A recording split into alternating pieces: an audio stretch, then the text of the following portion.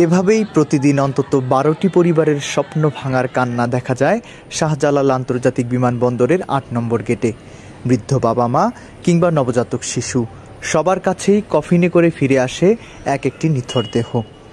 দুদিন আগেই যার পাঠানো টাকায় হাসি ফুটেছে পরিবারে, তার মৃত্যুতে অন্ধকার সবার মুখ। পরিবারকে স্বস্তি দিতে সব ছেড়ে যারা পাড়ি জমাচ্ছে বিদেশে, তাদের লাশ হয়ে ফিরে আসা যেন পরিবারেরই দুঃস্বপ্নের কারণ। দারিদ্র্যের জাতাকল থেকে মুক্তি কিংবা একটু ভালো জীবনের আশায় প্রতি বছর লাখ লাখ মানুষ পাড়ি জমাচ্ছে বিদেশে, কিন্তু জীবন হারিয়ে নিথর দেহ নিয়ে প্রতিদিন দেশে ফিরছে গড়ে 12 জন বাংলাদেশি। বছরে প্রায় 4,500 প্রবাসী শ্রমিক।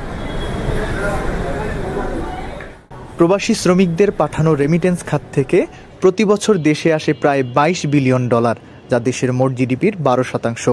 তবে শঙ্কার বিষয়টি হচ্ছে, দেশের অর্থনীতিতে অবদান রাখা এই বীরদের মৃত্যুর মিছিল যেন বেড়েই চলেছে।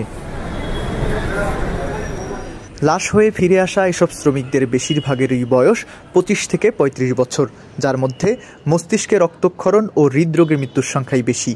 প্রবাসী কল্যাণ ও বৈদেশিক কর্মসংস্থান মন্ত্রণালয়ের ওয়েজ আর্নার্স কল্যাণ বোর্ড থেকে পাওয়া তথ্য মতে 2023 সালে 5 বছরের মধ্যে সবচেয়ে বেশি 4,552 জন প্রবাসী শ্রমিকের মৃতদেহ দেশে এসেছে।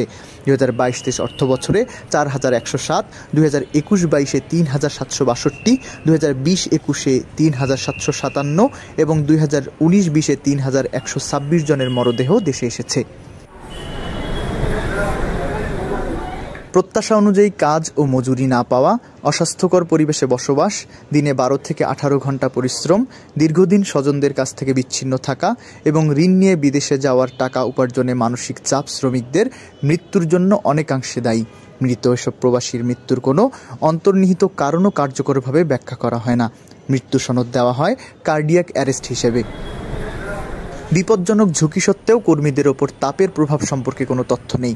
তাপ সংক্রান্ত কারণে মৃত্যুর কথা সরকারি হিসেবে জানা যায় না।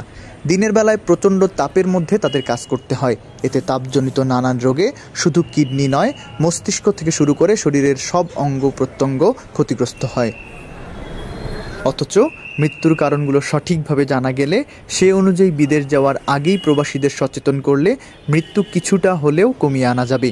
সেই সঙ্গে ভালো কাজের পরিবেশ নিশ্চিত করা, বিদেশ যাত্রার খরচ কমানো ও দক্ষ কর্মী পাঠানো হলে মৃত্যু কমানো সম্ভব।